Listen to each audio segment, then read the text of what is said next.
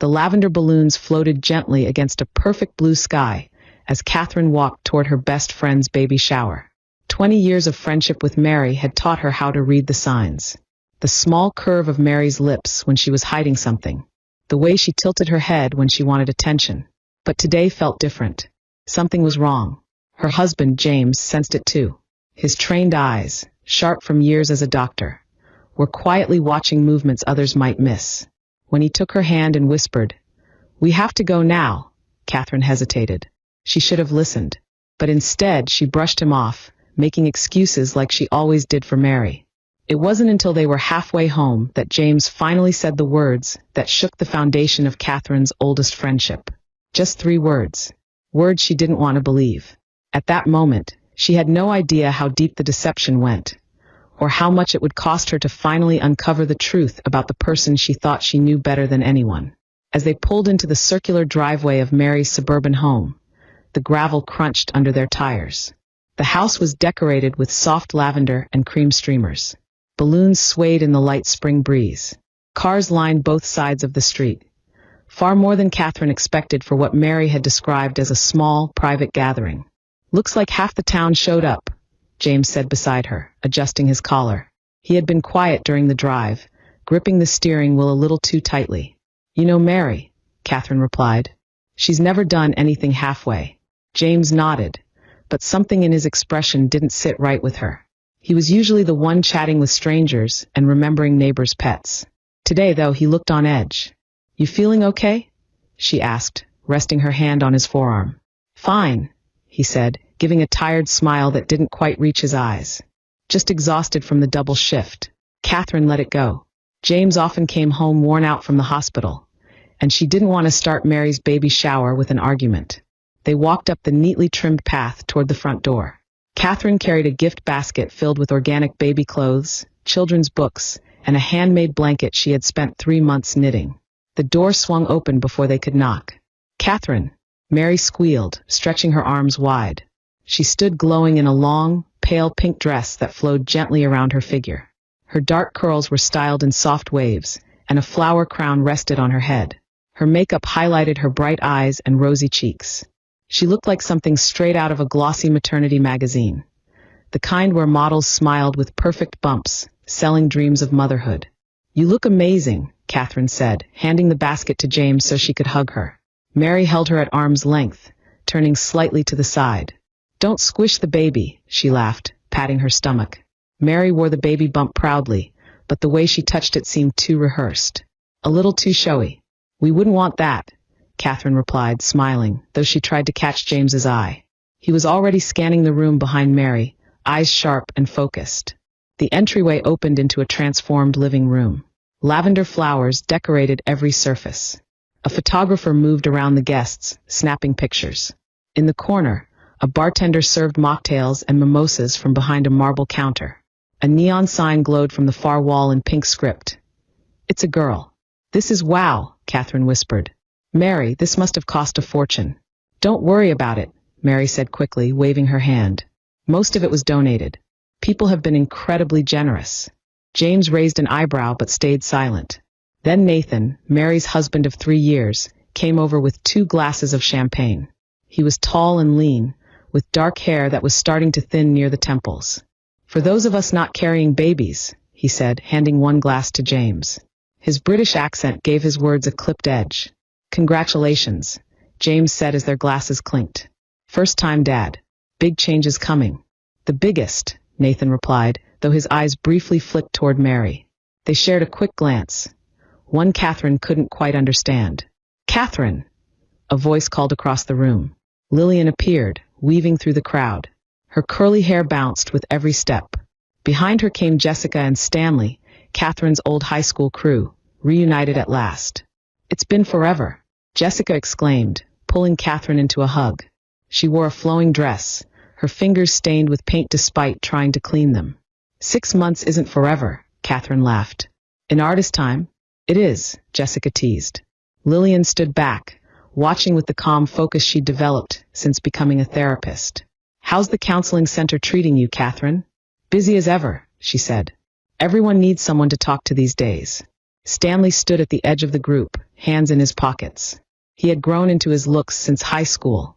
No longer the shy boy who used to slip notes into Catherine's locker when he thought no one noticed. "Nice to see you," he said, eyes lingering on hers a moment too long. "You too," she replied, suddenly aware of James watching them. Mary clapped her hands. "Now that Catherine's here, I can finally show you all the nursery mock-up. The designer sent the renderings yesterday." She led the group upstairs, chatting excitedly about organic paint and eco-friendly timber.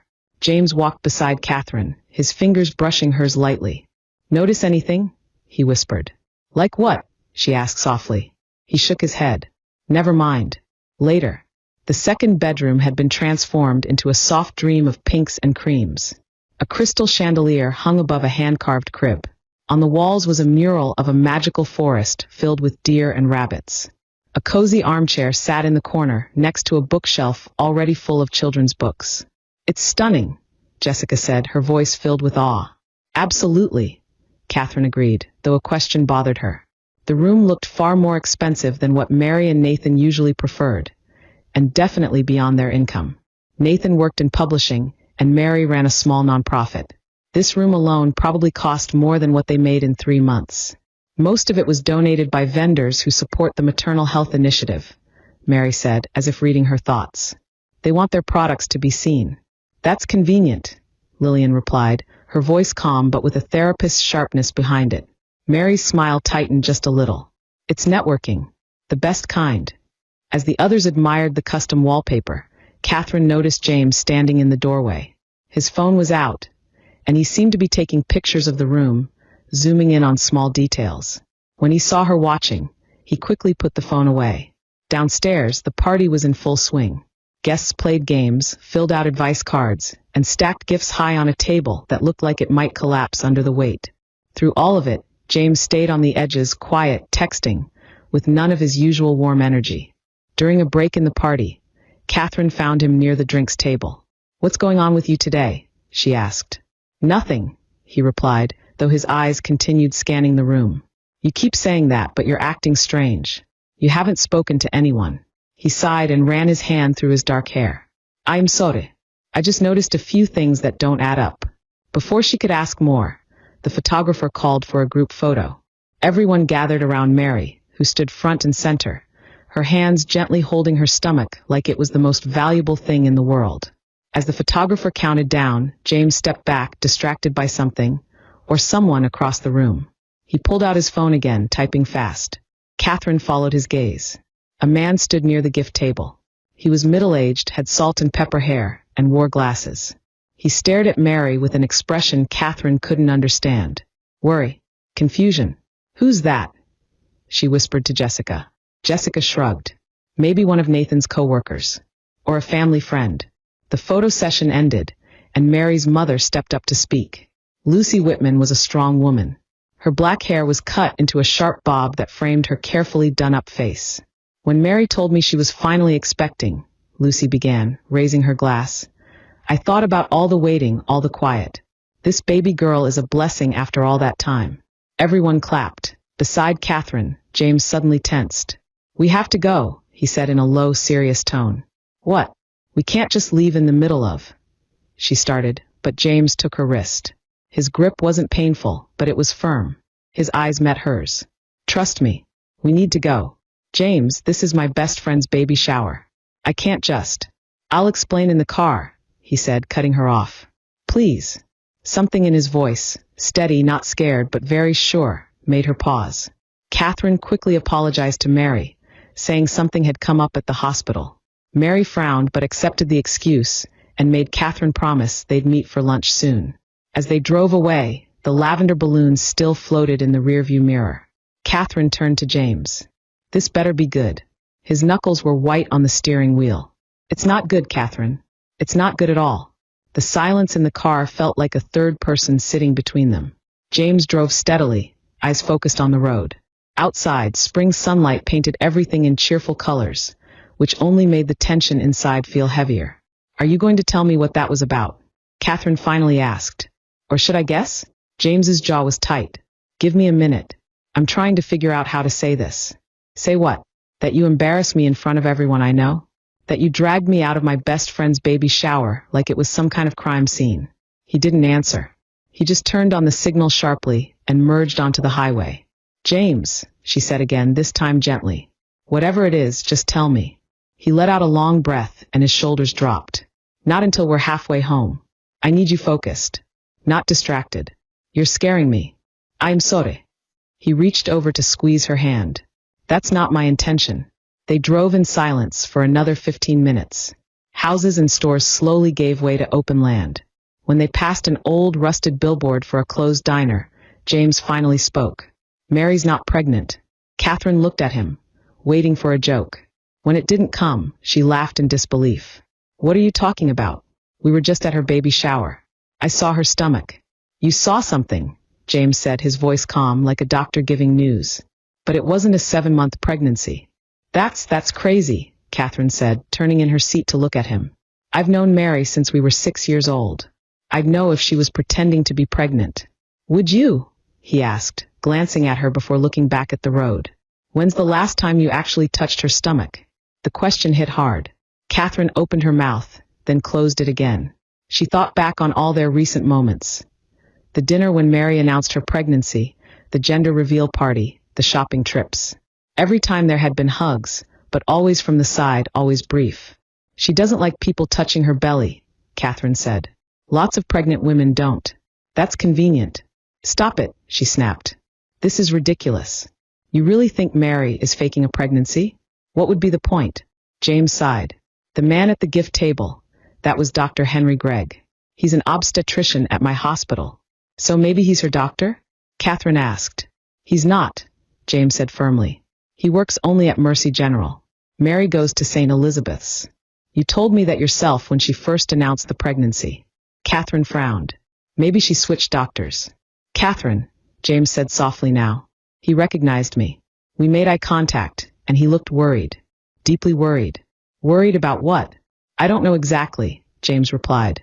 But after that, I overheard Nathan on the phone in the hallway near the bathroom. James's hands tightened on the steering wheel. He said, and I quote, "She's starting to believe it herself. We need to speed this up." A chill moved through Catherine. That could have been about anything. Then explain the medical reports I saw in Mary's office last week when we helped move that furniture. You were snooping through their papers? Catherine was shocked. They were just lying on the desk. Blood test panels, Catherine. Not consistent with pregnancy. You had no right. I'm a doctor, James said. I know what I saw. Anger rose inside her, fast and hot. So what now? You think this is all some giant lie? That my best friend is wearing a fake bump and pretending to be pregnant? More than pretending, James said. Possibly something psychological. This is, Catherine sputtered, struggling for words. This is jealousy. You've always been strange about my friendship with Mary. James's face grew hard. That's not fair, and you know it. Ever since we got married, you've made comments about how much time I spend with her, how she always needs something, how she calls too late. Because she's manipulative. He raised his voice for the first time. She uses you, Catherine. She always has. Pull over, she said coldly. What? Pull over. James guided the car to the shoulder and stopped. The engine stayed running. They sat in silence, the quiet hum of the air conditioner filling the space between them. I don't want to fight, he said after a moment. I'm telling you what I've noticed because I'm worried. About you. Even about her. Catherine stared out the window, her eyes stinging. You're wrong about this. I hope I am, James said, his voice lower. But think. Really think. When did she announce it? January, Catherine answered quietly. That's 7 months ago. Has her body changed the way a pregnant woman's does? Not just her stomach, her face, her ankles, her overall weight. Catherine remembered the baby shower. Mary's slender arms, her sharp jawline, her slim ankles and strappy heels. Pregnant women usually held water. Their faces puffed. Their bodies shifted in ways that couldn't be hidden. She's always been thin, Catherine whispered weakly. She's not drinking, right? Because of doctor's orders, not morning sickness. Have you ever heard her mention nausea? Back pain? Food aversions? Catherine couldn't recall any. According to Mary, her pregnancy had been magical. No symptoms. No complaints. And the nursery, James added. Everything is still in packaging. Nothing's been put together. It all looks staged. Stop. Catherine covered her ears like a child. Just stop. He fell quiet. Slowly, unwillingly, Catherine let herself consider it. Mary's carefully posed photos. The fact that she never seemed to need the bathroom, even though she was supposedly carrying a 7-month baby. The way she dodged questions about prenatal care. Why? Catherine whispered, dropping her hands. Why would someone do this? I don't know, James admitted. For attention? Donations? That shower wasn't cheap. She said everything was donated. What does that even mean? Catherine thought about it. The expensive decorations, the catering, the gifts. Mary's nonprofit focused on maternal health. Could this be connected? I need to know the truth, she said at last. James nodded, shifting the car into drive. So do I. As they got back on the highway, doubt crept into Catherine's mind like fog, clouding everything she had believed. She had known Mary longer than anyone else besides family. They had shared everything, first periods, first kisses, college stress, wedding jitters. Mary was like a sister. But even then, there had always been something about her that craved attention. In high school, her heartbreaks were public. Her wins were loud. Even her proposal with Nathan had been planned for maximum attention online. I keep thinking about what her mother said, James said suddenly. A blessing after long silence. What silence? Mary's never mentioned having fertility problems. No, Catherine agreed. She hasn't. Her phone buzzed with a text. It was from Mary. Miss you already. Lunch Tuesday, Justice Girls. So much to tell you. Catherine stared at it, seeing the message with new eyes. So much to tell me. What hadn't Mary already shared about this pregnancy? The rest of the drive was quiet. By the time they pulled into their driveway, the sun was setting, painting the sky in soft orange and pink. What now? Catherine asked as James turned off the engine. He looked at her seriously in the fading light. That's up to you. She's your friend. Catherine nodded slowly. I need to find out the truth. Whatever it is, James said gently, we'll face it together. That night, Catherine lay awake long after James had fallen asleep beside her. Her mind kept racing, thinking through every memory with Mary from the past 7 months. The excitement in her voice when she first announced the pregnancy. How she always declined Catherine's offer to attend doctor appointments. The vague responses about due dates and hospital visits. Something wasn't adding up. By morning, Catherine had made a decision. She needed to see for herself. The day after the baby shower arrived bright and clear. James had an early shift at the hospital, leaving her alone with her restless thoughts. She paced the kitchen, her coffee sitting untouched in a mug, replaying everything James had said. Could it be true? Could her best friend, the person she trusted more than anyone outside of her husband, really be living a lie this big? Catherine picked up her phone and began scrolling through recent photos of Mary. In every picture, Mary was glowing, hands gently holding her baby bump, her smile dazzling. But when Catherine looked closer, she started to notice patterns. Mary always wore loose-fitting dresses or large tops. She always posed at an angle, and she always kept a bit of distance between herself and other people. Before she could change her mind, Catherine texted her. Left my shawl at your place yesterday. Okay if I swing by to grab it? Mary replied quickly. So sorry, not home right now. Doctor appointment in the city. Tina is there though. She can let you in. Perfect.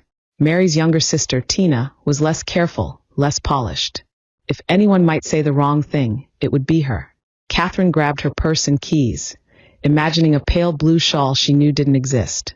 The drive to Mary's house felt longer than usual. Each mile felt like it carried her closer to a truth she wasn't ready for. Mary and Nathan lived in a renovated Victorian house on the edge of town, a wedding gift from Mary's parents, which they had slowly restored. As Catherine pulled into the driveway, she noticed Nathan's car was gone. Only Tina's old Civic sat parked in the carport. She knocked, her heart beating hard in her chest. Footsteps approached, and the door opened to reveal Tina. Her hair was pulled into a messy bun, and she wore sweatpants and one of Mary's old college t-shirts. Catherine, Tina looked surprised. What are you doing here? I left my shawl yesterday, Catherine said with a smile. Mary said you'd let me in. Oh, Tina blinked, then stepped aside. Sure, come in.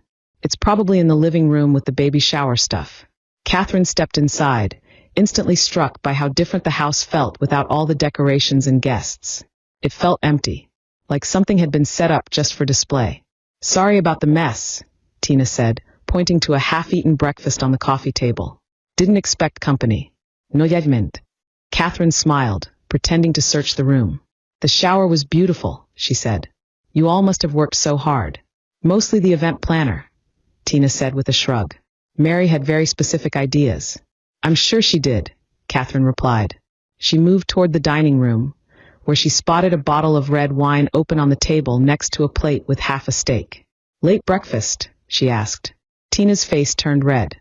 That was Nathan's from last night. Catherine raised an eyebrow. Steak and red wine? That's a bit heavy for Mary these days, isn't it? Oh, she didn't. Tina stopped mid-sentence, her eyes widening. I mean, she had something else. Something pregnancy safe. Catherine nodded, quietly noting the slip. Where is Mary today? She mentioned a doctor's appointment. Tina shifted on her feet. Yeah, she went to a clinic out of town. Some special monitoring. Her voice wasn't steady. Is everything okay with the baby? Catherine asked, watching Tina closely. Everything's fine, Tina said too quickly. Just routine stuff. That's good to hear. Catherine moved toward the stairs. Mind if I check upstairs for my shawl? Maybe it ended up in the nursery. I'll come with you, Tina said a bit too fast. The nursery looked exactly as it had during the shower. Perfect, untouched. But now, with James's words echoing in her mind, Catherine saw the signs. None of the packages had been opened. The crib parts were still wrapped in plastic. The mattress was still sealed. Even the tiny baby clothes in the drawers still had tags. It looks like a showroom, Catherine said quietly, running her fingers across the changing table. Mary wants everything perfect before she opens anything, Tina replied. You know how she is. I thought I did, Catherine whispered. As Tina turned to search the closet, Catherine spotted something. A small notebook was wedged behind the changing table, as if it had fallen and been forgotten. While Tina wasn't looking, Catherine quickly slid it into her purse. Not here, Tina said. Maybe downstairs in the coat closet. They went back downstairs. Catherine pretended to check a few places. I should go, she said finally. I probably left it in my car after all. I'll tell Mary you stopped by, Tina said as she walked her to the door. Please do. Catherine paused at the door. Tina, is everything really okay with Mary? She seems different lately. Something shifted in Tina's face. She looked scared. Sad. She's going through a lot, she said softly. But she'll be fine. She always is. If she needs anything, you'll be the first to know. But her smile didn't quite reach her eyes. Catherine had barely reached her car when she heard voices coming from the side of the house. Instinctively, she crouched behind a big hydrangea bush. It was Mary's voice, clear and sharp through the open kitchen window. I don't care what he thinks. This will all be done once the donation clears. Catherine's blood ran cold. Donation? She crept closer, trying to hear more, but Mary had lowered her voice. All Catherine could catch were pieces. Not backing out now, Mary was saying. Too much invested. Then footsteps crunched on gravel. Catherine ran back to her car and jumped in. She had just started the engine when Mary came around the side of the house. The phone was pressed to her ear. Her face was hard, cold, focused. Unlike anything Catherine had ever seen. In the rearview mirror, she saw Mary watching her car. Her free hand wasn't resting on her belly. It hung quietly by her side. Once she was safely down the street, Catherine pulled over and called James. You might be right, she said as soon as he answered, her voice trembling. Something's definitely off. What happened? James asked, his concern strong even through the phone. I went to her house. I found a journal. And I overheard her talking about a donation clearing. She said everything would be over after that. James was quiet for a few seconds. Did you see any medical paperwork? Anything concrete? No, Catherine admitted. But Tina was acting strange. And there was red wine and steak on the table. And the nursery? Nothing's been opened, James. Everything's still in the packaging. Keep the journal, he said. We might need it as evidence. Evidence of what? She asked, suddenly scared of the answer. What do you think is really going on? James's voice turned grim. Best case. She's having some kind of delusional episode. Worst case, fraud. After they ended the call, Catherine sat in her car with the journal on her lap. Opening it felt like a betrayal. But not opening it felt like letting whatever was happening go unchecked. She took a deep breath and opened to the first page. My dearest daughter, though you're not yet in my arms, you're already in my heart. Each day I wait for you is a day closer to holding you. They don't understand. They say it's not possible, that I should accept reality. But mothers know. Mothers always know. Your room is ready. Your family is waiting. All we need now is you. With eternal love, your mother. The entry was dated 3 years ago. Catherine flipped through more pages. Each one was a letter to this imagined daughter. Some were hopeful, others angry, some full of desperation. The most recent one, dated just 2 weeks ago, sent a chill through her body. My miracle girl. They've all finally accepted your coming. The donations are flowing in. Soon we'll have everything we need to bring you home properly. Just a little longer now, and no one will be able to take you away from me again. Forever yours, Mommy. What had happened 3 years ago? Mary and Nathan had only been married for a few months then. Was there a pregnancy no one had known about? A loss. Catherine's phone buzzed. A text from Mary. Saw you driving away. Did you find your shawl? She froze, unsure what to say. Before she could decide, another message came through. Catherine, I need to tell you something. Something I haven't told anyone else. Can we meet tomorrow somewhere private? I've been keeping a secret for too long, and you're the only one I trust with the truth. Catherine stared at the screen. Dread and a strange feeling of being right washed over her all at once. She replied with shaking fingers. Of course. Name the time and place. Mary answered immediately. The cabin at Lake Morrison. Noon. Come alone. The cabin. Her family's old summer place. Quiet, far away, and private. It was the perfect place for a confession or a confrontation. Catherine started the car again, slipping the journal into her purse. She drove home, the weight of 20 years of friendship sitting heavily on her shoulders. By the time she reached their driveway, she had made up her mind. She would meet Mary the next day, hear her out, and then decide what to do. James was waiting in the kitchen, still in his hospital scrubs. One look at her face told him everything. You found something, he said. It wasn't a question. A lot of things, Catherine said quietly, sinking into a chair at the kitchen table. And tomorrow, I'm going to find out the rest. She handed him the journal. James flipped through it slowly. As he read, his expression darkened. When he finished, he closed it carefully and set it between them like it was something dangerous. Whatever you're walking into tomorrow, he said softly, be careful. If she's been living this delusion for 3 years. She's still Mary, Catherine said, though even she wasn't sure anymore what that meant. She's still my friend. James reached across the table and took her hand. People who are drowning will pull down anyone trying to save them, he said. Just remember that. That night, Catherine left James a voicemail before bed. I think you're right about everything. I'm scared of what I'll find tomorrow. In her dreams, she stood inside Mary's perfect nursery. Mary rocked an empty blanket in her arms, humming lullabies to no one. The next morning, the drive to Lake Morrison took 40 minutes. Each mile made her more anxious. She hadn't slept much, her mind full of questions, trying to understand what Mary might reveal. James had offered to come, but Catherine knew this was something she needed to face alone. The lake was calm under the soft spring sunlight. Gentle waves rippled across the surface. The Whitman family cabin sat hidden between tall pine trees, its wood faded and chimney cracked with age. Catherine had spent many summers here with Mary, laughing, swimming, sharing teenage secrets.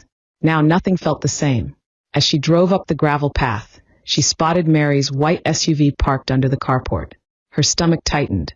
There was no going back. Catherine walked slowly toward the door. The porch swing where they used to sit was covered in rust. The flower pots were empty. The welcome mat had no words left on it. Before she could knock, the door opened. Mary stood there in a simple white sundress. Her face had no makeup. Her eyes were red, as if she hadn't slept. There was no sign of a baby bump. Just Mary. You knew, she said quietly. It wasn't a question. Catherine nodded, too choked up to speak. Mary stepped aside, motioning for her to come in. I should have known James would figure it out, she said. Doctors notice things. Inside, the cabin was dim. Sunlight crept through blinds left half closed. Mary sat on the old leather couch, curling her legs beneath her like she always did in college. Do you hate me? She asked, her voice small. Catherine remained standing, not sure what to say. I don't hate you, she said finally. I don't understand. Mary gave a dry laugh. That makes 2 of us. Catherine watched as she poured water from a pitcher into a glass. Her hands were steady. No wine. No act. Just truth. I wasn't always lying, Mary began, staring into the water. A year ago, I really was pregnant. Catherine's breath caught. What? 8 weeks, Mary said. We hadn't told anyone yet. We wanted to wait until the second trimester. Her voice was flat, like she was reciting something she'd said too many times. It happened on a Tuesday, she continued. Nathan was in London for work. I was alone. Mary. Catherine took a step closer, something in her shifting. Why didn't you call me? Because you had just announced your promotion at the counseling center. Everyone was celebrating you. She shrugged. I didn't want to steal your moment. Guilt twisted inside Catherine. That same feeling that had always come with their friendship. The way their lives constantly pulled in opposite directions, each one swallowing the other's joy without meaning to. After the miscarriage, Mary continued in a low voice. I fell apart, but secretly. No one knew except Nathan and my doctor. Catherine sat beside her, leaving a bit of space between them. And then, I stopped accepting it, Mary said. I started talking to the baby like she was still real, buying things, making plans. Her hands moved unconsciously toward her still flat stomach. Nathan was worried, but he went along with it at first. He thought it was grief. When did it become this? Catherine asked, waving her hand vaguely around, meaning everything that was happening now. Mary sighed. 3 months ago. I was supposed to give a speech at a fundraiser for my nonprofit, you know? But I had a panic attack backstage. I couldn't breathe or think. I remember, Catherine said softly. You told me it was food poisoning. Another lie. Mary gave a tired smile. Nathan found me in the bathroom, gasping. I kept saying I couldn't face them, couldn't tell everyone I'd failed. And then he said, what if you didn't have to? Catherine felt cold. He suggested you fake the pregnancy? Not exactly. He said I could say I was newly pregnant, just to get through the event.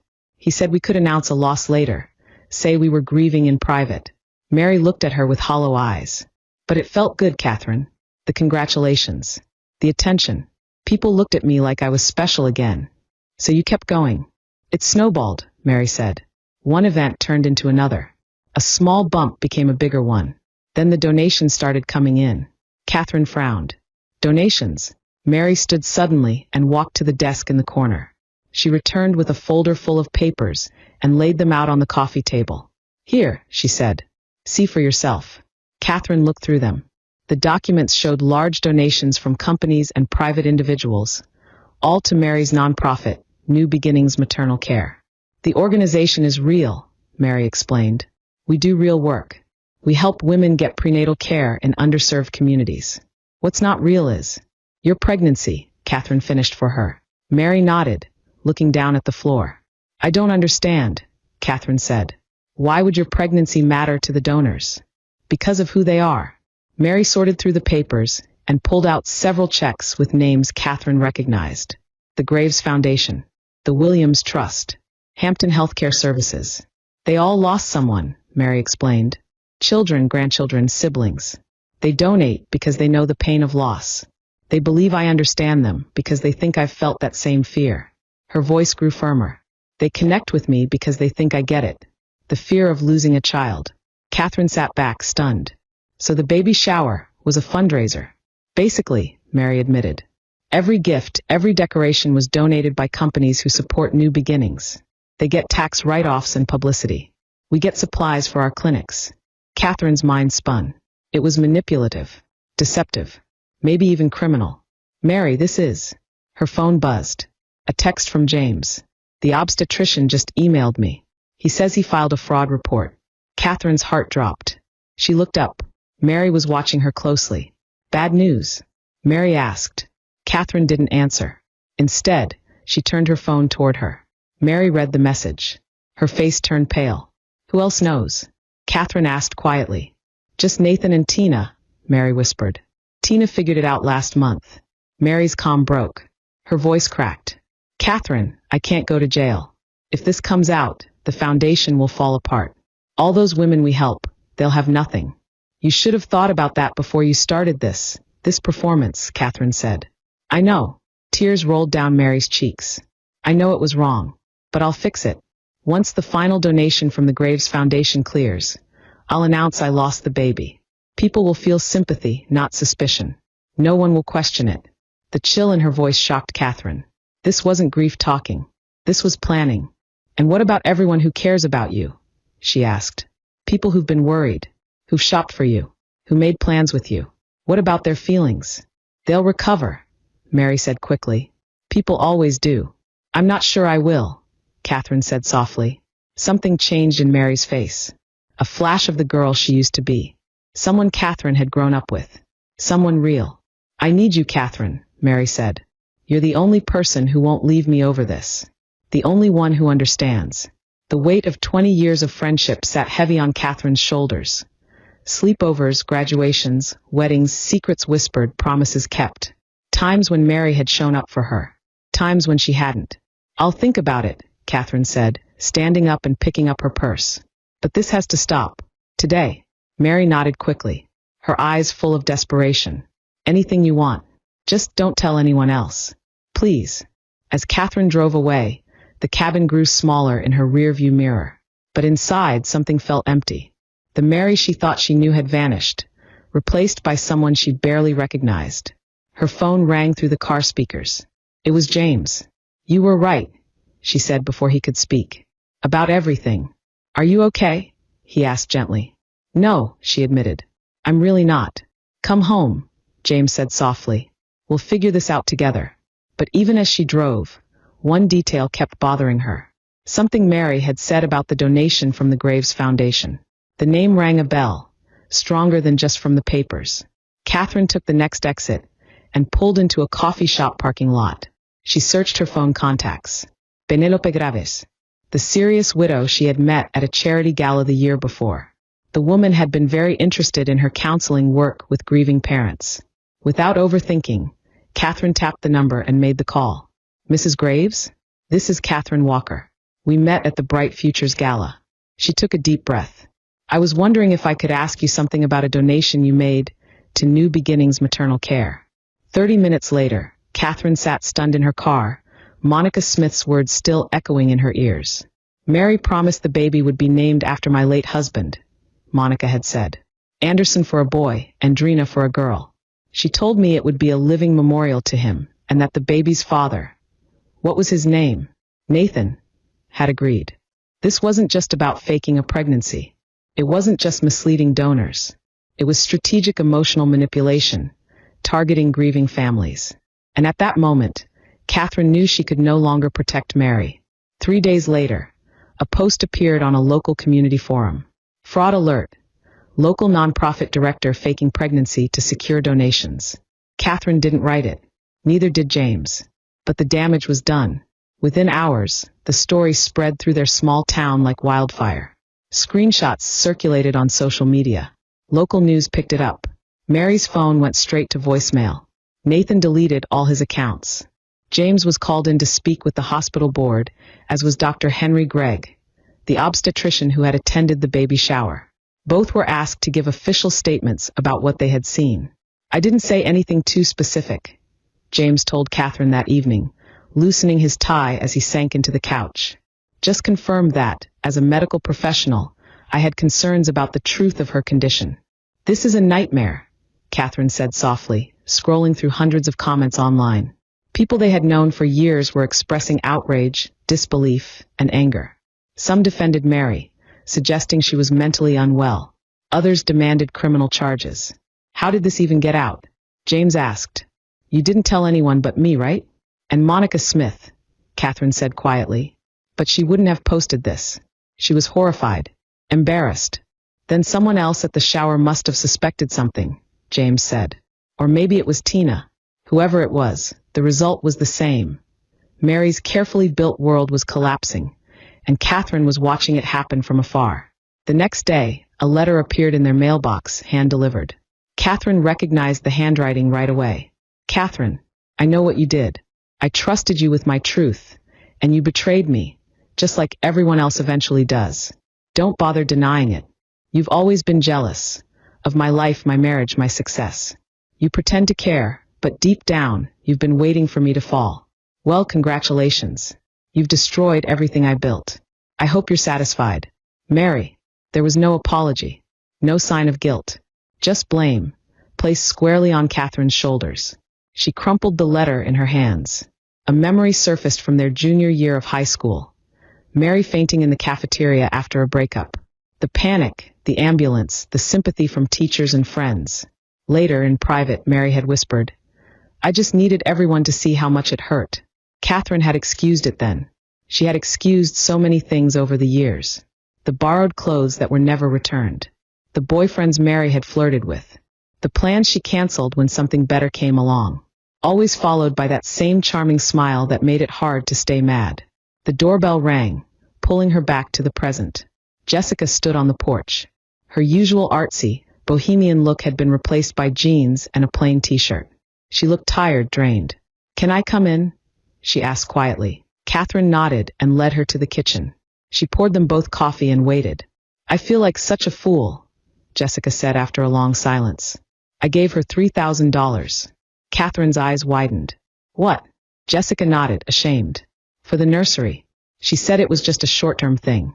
That she had a big design job coming, but needed to lock in the contractor. "Oh, Jessica. I know. But she always paid me back before." And she was so excited. She talked about making everything perfect for the baby. Jessica's voice shook. Her eyes filled with tears. "But there is no baby, is there?" "No," Catherine said gently. "There isn't. Was there ever?" "A year ago she had an early miscarriage," Catherine said softly. Jessica sat quietly nodding. "That makes more sense than whatever this is. Did she ask anyone else for money?" "Lillian. Maybe." They had lunch a few weeks ago, and Mary focused on her a lot afterward. After Jessica left, Catherine didn't wait. She called Lillian immediately. Lillian answered on the first ring, her calm, professional tone in place. "I've been expecting your call," she said. "You want to know if she asked me for money too?" "Did she?" "Not directly," Lillian replied. "But she talked a lot about her nonprofit. Said they needed a mental health program. Told me I'd be the perfect person to lead it. And I offered to volunteer. She didn't seem excited about that." "You saw through her." "Professional hazard," Lillian said. "I notice when someone's performing instead of being real." She paused for a moment. "In my professional opinion, Catherine, Mary shows signs of Munchausen syndrome. Isn't that when someone fakes illness for attention?" "Yes. But in this case, it's almost like Munchausen by proxy. Except the proxy is her imagined role as a mother. She created a story that gave her sympathy, attention, even money. And it all centered on a pregnancy that never existed." Catherine closed her eyes, overwhelmed. "What happens to someone like that?" she asked. "Without help," Lillian said. "The lies grow, the risks grow, and eventually, everything falls apart." Her voice softened. "Has anyone heard from her?"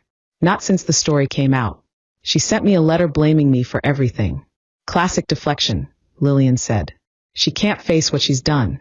After the call ended, Catherine sat in silence, trying to process everything. Her phone buzzed again. It was Stanley, Mary's younger brother. "Catherine." His voice sounded broken when she picked up. "Have you heard from Mary?" he asked. "No.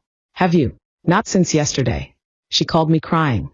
I couldn't really understand what she was saying." He paused, trying to collect himself. "I knew something was wrong. I've known for months. But I didn't have proof, and Mom and Dad wouldn't listen." "It's not your fault, Stanley. Isn't it? She's my sister. I should have tried harder." His voice cracked. "The police are involved now. Someone filed fraud charges." Catherine's stomach dropped. "Already? Multiple donors. And Catherine, she's gone. Cleaned out her accounts this morning and disappeared." Catherine gripped the phone tighter. "What about Nathan?" "He said she left him too. But honestly, he sounds more angry than worried. That tells me everything I need to know about their marriage."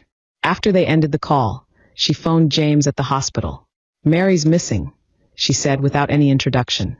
His tone immediately turned serious. "Missing how?" "She disappeared. Her accounts are empty. No one's heard from her." He paused, then said quietly, "She might come to you." "Why would she?" "She blames me for exposing her. Because you're her constant, her emotional safety net.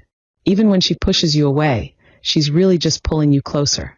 James's words haunted her as the evening wore on. Catherine paced the house, jumping at every creak, glancing through windows at every flicker of light.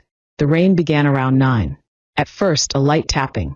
By midnight, it had become a heavy downpour. James had been called into emergency surgery, leaving her alone with her thoughts. She had just decided to try sleeping when there was a soft knock at the door. She froze. The knock came again, light, barely louder than the rain. Catherine moved carefully toward the door and peered through the peephole. Mary stood on the porch, soaked from head to toe, her hair clinging to her face. No makeup, no designer clothes. Just Mary, silent, broken, and dripping on the doormat. Catherine opened the door. Mary didn't speak, didn't move, just stared with empty, hollow eyes. Then, like a puppet with its strings cut, she collapsed forward into Catherine's arms. Her body felt small, fragile. For a woman who had pretended to be 7 months pregnant, she seemed as if she had withered away. Catherine could feel her ribs through the soaked fabric as she half carried her inside. She wrapped Mary in a blanket and sat her on the couch. Mary didn't say a word. Her eyes stared into the distance. Catherine made tea, but Mary didn't touch it. She asked questions. Mary didn't answer. Eventually, Catherine just sat beside her in silence, watching the rain roll down the windows. After what felt like hours, Mary finally spoke. "Tell me what to do," she whispered. "I'll do it." Catherine looked at her, at the person who used to be her best friend, and she felt nothing but tired. When James returned at dawn, he found them like that. Mary curled into a ball on the couch, Catherine sitting across from her in an armchair, unmoving. One look at James's face told her he knew. "They've issued a warrant," he said quietly, leading Catherine into the kitchen. "Fraud. Multiple counts. The Graves Foundation is pressing charges." Catherine looked back at Mary's sleeping form on the couch. "She has nothing left. No money. No home. No reputation." "That's not our problem," James replied. His voice was firm but not harsh. "Catherine, she manipulated grieving families. She used their pain. She took money under false pretenses. I know she needs to face the consequences," Catherine said. "And she needs help. Professional help. She can't stay here," James said, rubbing his forehead. "I want her out by noon." Catherine nodded. He was right. Keeping Mary now would only make them part of what came next. After James left for work, Catherine made toast and coffee and set the plate in front of Mary, who had finally stirred. "James wants you gone by noon," she said plainly. Mary didn't argue. She nodded, then picked at the toast without eating. "Where will I go?" she asked. "You could turn yourself in," Catherine said. "Take responsibility." Mary gave a small, bitter laugh. "They'll put me in jail. Maybe. Maybe not. But running only makes it worse." Mary looked up, and for a moment, Catherine saw the girl she used to know. "A documentary producer called me yesterday," Mary said. "Wants to interview us both. Something about deception and mental illness in the social media age. They're offering money." "You can't be serious." "Why not?" Mary said. "At least I'd control the story." Catherine stared at her in disbelief. Even now, she was thinking about the story, the spotlight, the attention. "Mary, this isn't a PR problem," she said. "It's not something you can spin or make pretty. You lied to everyone who loves you. You used people's grief for money. For the foundation," Mary corrected softly. "For the foundation that you controlled. That built your reputation. That gave you power," Catherine snapped. "Stop lying to yourself, if no one else." Mary's face changed. A crack appeared in her expression. "What do you want from me, Catherine?" she said, her voice rising. "Tears? Confession? Do you want me to crawl and beg, so you can feel better about leaving me when I need you most?" "This isn't about me," Catherine replied. "It's always been about you." Mary's face turned red. "Of course it is. Perfect Catherine, with her perfect husband, her perfect job, her perfect morals. Never a mistake, never a mess. Do you even know what it's like standing in your shadow for 20 years? "I've made mistakes," Catherine said quietly, "including letting this friendship go so far that you thought you could use me like you use everyone else." "I never used you," Mary whispered. "Didn't you?" Catherine asked. "The late-night crises. The drama that always happened right when something important was happening for me. The way you always needed saving." Mary flinched, like she'd been slapped. "That's what friends do," she said. "They show up." "Friends," Catherine said softly. "Not emotional vampires." They sat across from each other at the kitchen table. 20 years of friendship stretched between them like something heavy and broken. "I think there's something wrong with me," Mary whispered after a long pause. "I can't tell what's real anymore, what's real and what's performance." "I know," Catherine said, her voice softening. That's why you need help. Real help. Mary was quiet for a long moment. I just wanted to be special again, Sailor told before Catherine could respond. A sharp knock came at the front door. Through the window, she saw a police cruiser parked in the driveway. Mary's eyes went wide with panic. She jumped up from her chair and ran toward the back door. Catherine caught her arm. Don't, she said softly. It will only be worse if you run. Let me go, Mary cried, twisting in her grip. Catherine, please. I can't go to jail. I can't.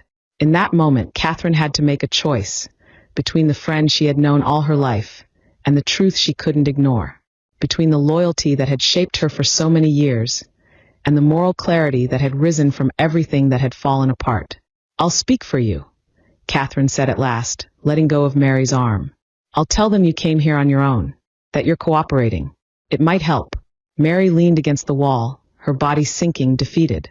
You really think I'm a monster, don't you? She whispered. Catherine shook her head. No, I think you're lost, and I can't find you anymore. The next few hours passed like a blur. Police statements. Charges read aloud.